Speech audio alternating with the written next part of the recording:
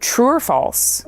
You, Bryan Johnson, the man sitting across from me, one day, at some point, as of yet undefined in the future, you will die. False. Sold Venmo for $800 million, has spent a fortune on a quest to stay young forever. Don't die is the general theme of what we're trying to do. It's humanity's only objective. None of us live forever, except Bryan Johnson. Ladies and gentlemen, please welcome Bryan Johnson.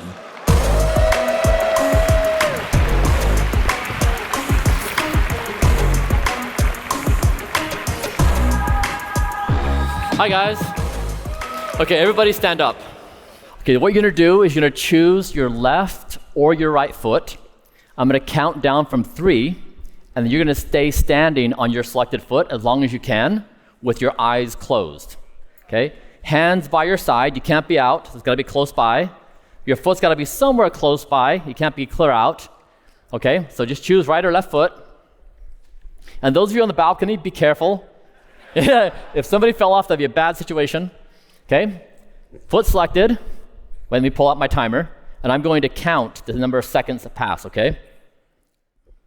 Ready? 3, 2, 1, close your eyes.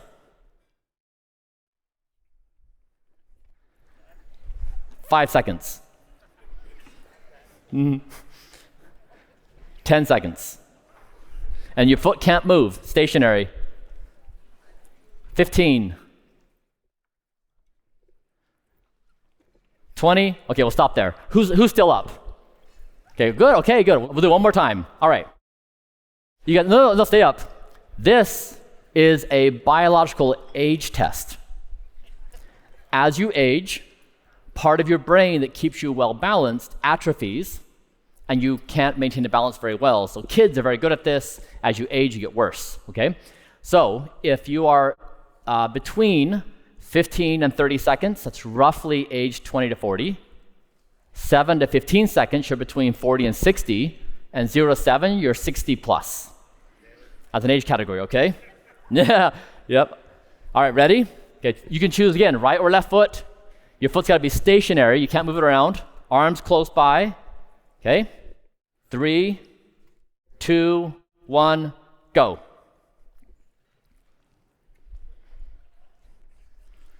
5. 10.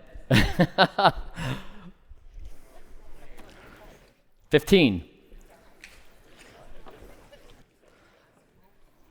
20. Make it to 30, you guys. 10 more seconds.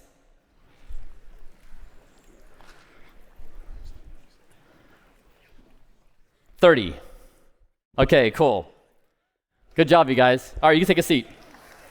This is the neat thing about biological age testing, is you of course know when you were born, and therefore you know how many years you've lived. You can look at yourself in the mirror and say, you know, I have a few wrinkles, a few spots.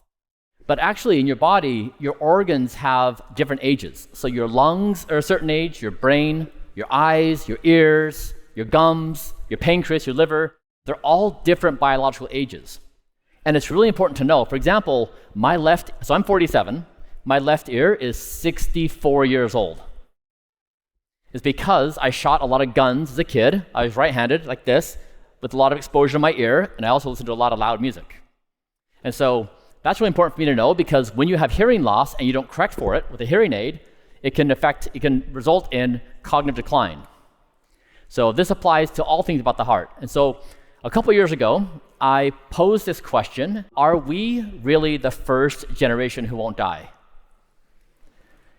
It's kind of the coolest question in existence. What matters more than our experience, our ability to live? And so to do this, I wanted to do an experiment. So I measured the biological age of every organ in my body as much as we could. We then went through the scientific evidence, and we tried to reverse and or slow down my speed of aging. And what I've been trying to do is create a sport or a new genre of what it means to be healthy. And so I put my biomarkers out and said, basically, I have the best biomarkers of anybody in the world. Anyone's capable of competing with me, but try to make it like a quantified thing where it's just like I'm healthy or not. And so it's been a really fun journey. And so today I'm going to tell you guys in just a few minutes time everything I've learned about health, I'm going to compress it into some very simple lessons for you. Because health is really complicated, it's very confusing, it's all-consuming, and it's overwhelming. Cool? Okay. So first, who got 8 hours of sleep last night?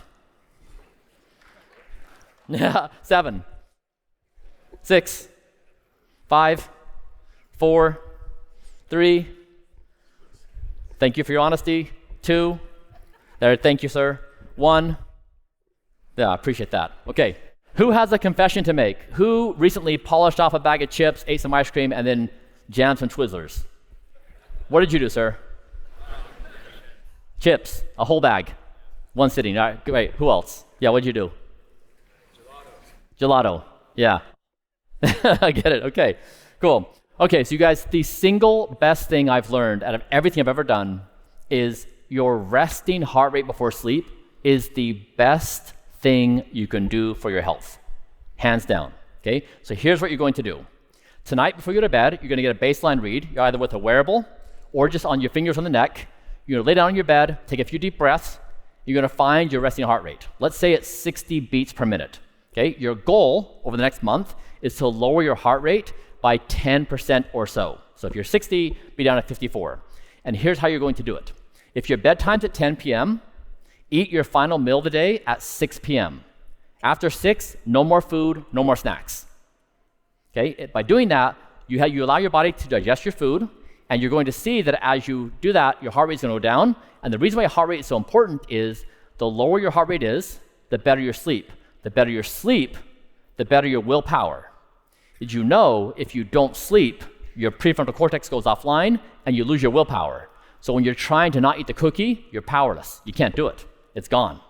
So sleep is the best performance-enhancing drug in the whole world. It's the thing you want to do every night. So first thing is eat your final meal 4 hours before bed. Number 2 is you need to turn your screens off an hour before bed. Okay, now I realize that's hard. We are all addicted to our phones. But that 1 hour is so important because you have to give your body the ability to wind down. And if you're scrolling or working, you're going to be in a aroused state, which boosts your heart rate. Anything that boosts your heart rate before bed is going to be bad for you. Okay. 3 is you want to have amber and red lights in your house, no blues, like these are very blue. You want to have be mindful of your stimulants. So noon, thereabouts, is when you want to stop your caffeine intake. Because caffeine has roughly a 6-hour half-life. So if you have a cup of coffee at 4 p.m., at bedtime, a half a cup of coffee is in your system. And then finally, you want to have some kind of wind-down routine where you read a book, go for a walk, do breath work, meditate, but something to calm yourself down. Okay? Now, just be sober with me for a minute.